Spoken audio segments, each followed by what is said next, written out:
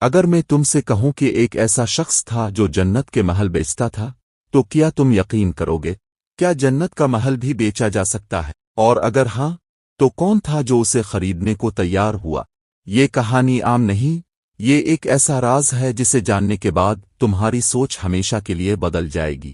Baghdad کے بازار میں ایک دن ایسا واقعہ پیش آیا جس نے سب کو حیران کر دیا۔ بغداد کی گلیاں ہمیشہ کی طرح بھری ہوئی تھیں، تاجر اپنی چیزیں بیچ رہے تھے، خریدار مول تول کر رہے تھے، اور کہیں کہیں فقیر بھیک مانگ رہے تھے۔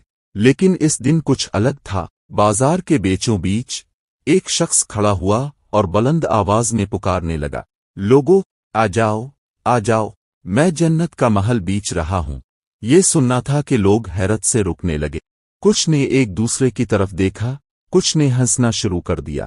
یہ پاگل ہو گیا ہے، جنت کا محل اور بیچنے والا یہ فقیر سا آدمی۔ یہ شخص کوئی اور نہیں، بہلول دانا تھے،